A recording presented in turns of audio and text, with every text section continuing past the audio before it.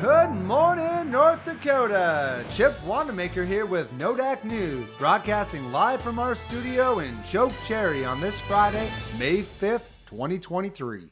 Starting with a major weather alert. The first lightning bolts of a severe thunderstorm system have already hit the shores of Lake Sakakawea just outside of Chokecherry. We expect periods of high wind, heavy rainfall, constant lightning, pockets of hail, and even a chance for tornadoes in rural parts of central North Dakota. I hope you enjoyed that beautiful sunny day yesterday, because today is going to be wet and wild. Turning to your local traffic report.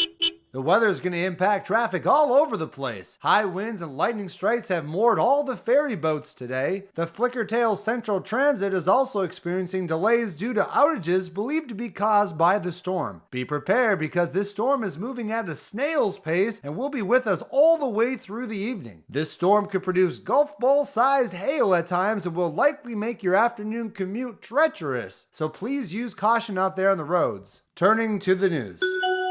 This year's Farmer's Almanac is predicting North Dakota will have one of the coolest summers in our state's history. They attribute this shift to Arctic air patterns that will be blowing more northerly wind across the plains in the months of July and August. We asked several local farmers what they thought of the prediction, and they all answered by saying this is a sign that global warming is a conspiracy theory created by East Coast liberals. In other news, the birth of Harper Gunderson this morning at Meadowlark Hospital in Chokecherry became a milestone moment. For the first time in the state's history, the human population has surpassed the total population of cows. That's right, for the longest time, the cattle population in the state doubled that of humans. But with the skyrocketed growth of Chokecherry, which now has over 1 million strong, there's officially one more human than there is cows in the state of North Dakota.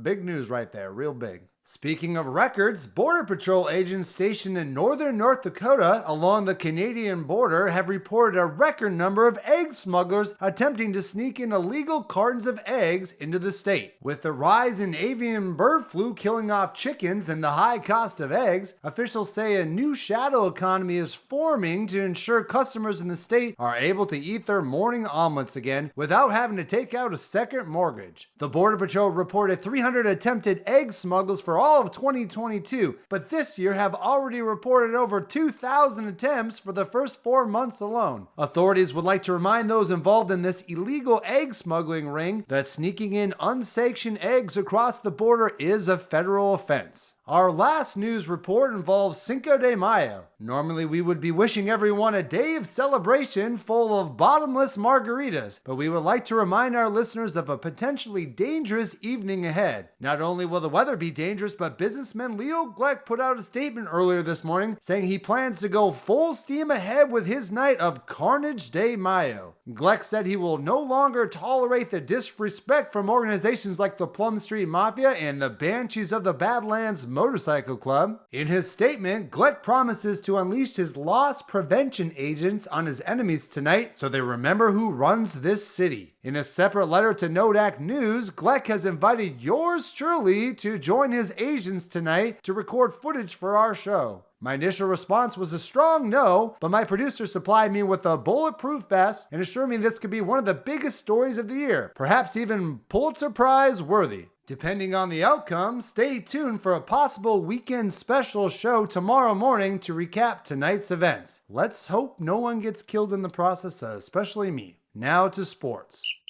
In honor of Cinco de Mayo, the Badlands Stadium is hosting a special AAA Mexican Lucha Libre Wrestling extravaganza tonight. Event organizers went big on this one, putting out a worldwide call for the greatest luchadors to participate in tonight's showdown. In the main event, organizers were able to convince the legendary luchador from Finska, known as the Slug, or La Babosa in Spanish, to fight against his former arch-enemy El Lobo of Mexico. This is as big as it gets with an expected sold-out stadium. Oh, the Slug from my home country. I hope I have a chance to see him wrestle tonight before I tag along with Gleck. Oh wait, what's that? Looks like our special guest just arrived in studio, and we'll introduce him after these messages.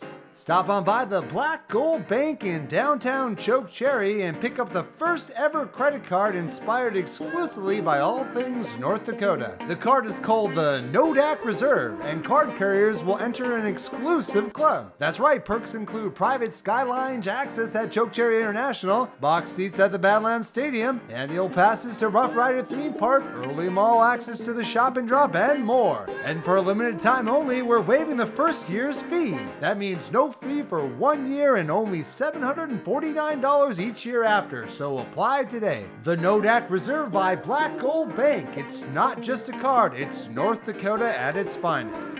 We have a special guest with us today, Chokecherry Police Captain Ike Rollo. He's the head of CPD's Homicide Department, and he's here to talk to us about what we can expect tonight. Captain Rollo, welcome to the show. Yeah, how long's this gonna take? I've got accident after accident out there with all this weather. Sir, I think listeners have been anxiously waiting all week to hear your thoughts on the pending Carnage de Mayo tonight, promised by Leo Gleck. No, don't worry about that. These groups run their mouth back and forth, but it's mostly posturing. Everyone needs to be focused on the storm. We encourage folks to use extreme caution when driving or being out in this type of weather, similar to how we would handle a blizzard in the winter. No one's disagreeing with you there, Captain. Yes, the weather alone will hopefully be enough to keep people at home, but the threats of violence seem quite real this week. Did you not see the video from the Plum Street Mafia or the threats from BBMC? Sure I did. A bunch of gangbangers wearing purple bandanas and a biker gang who claims they're 1%er. It's all noise. I don't expect anything to come from that. But the possibility for hail, that's something to worry about. Little ice balls of death. I've seen the damage they can do. Again, we're in agreement there about the weather, but what do you say about the threat of danger with all the planned Cinco de Mayo events around the city tonight? The big Lucha Libre match at Badlands Stadium, the popular P's and Q's pub has their own open mic tonight, the Dakota Club Fluent Latin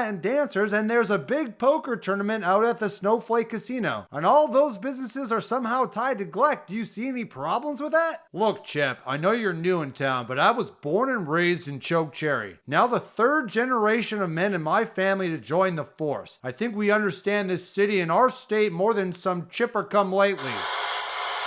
All units, we have a major 17-car pileup on the interstate near the Spillway Corridor. All units, please respond.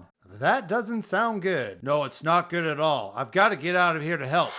Dispatch, this is 218. I'll be en route to the scene in a moment. Not to delay you, but I thought you were running homicide. Why would you respond to a car crash? And isn't the spillway on the opposite side of town? Everyone's got to chip in around here, Chip. We go the extra mile at CPD. I've got lights and sirens. I can get there in a flash. I'm out. Okay, not sure what to think about all that. I guess we'll just move along to the self-defense tip of the day. Today's tip is all about pepper spray. That's right, the proper way to use pepper spray. Step 1, the grip. Many people hold their pepper spray the wrong way. You should not hold it like you would hold a can of paint or hairspray with your pointer finger on the spray button. The correct way to hold a pepper spray is to hold it upright in the palm of your dominant hand and form a fist around it with your thumb pressing the button when using the spray. Having a strong grip like this makes it harder for an attacker to grab or knock the spray canister out of your hand. It also helps you maintain accuracy while spraying during high-stress situations like self-defense. Step 2, the aim. You want to aim for your attacker's face if possible. Coming in any sort of contact with pepper spray will leave them with a burning irritation, but if you want to delay their attack and create an opportunity to escape or ready a real defense, you should aim for the face. Otherwise, all you've done is make them angry. Step 3, the spray. You want to press firmly down on the button and hold it long enough for a full spray, at least 1 to 2 seconds. Every brand and canister sprays differently, so you should be aware of how your specific spray canister disperses and act accordingly. The final step, the escape. Once you've used pepper spray against your attacker, you'll have a few brief moments when they'll react to its painful sting. This is your chance to escape. Remember, always move sideways. The most pepper spray can do is temporarily blind someone. Yet, even blinded, an attacker can still lunge forward to the last place they saw you. Escaping backward keeps you in range where they can possibly still reach you. Moving sideways gives you a much better chance at a successful escape.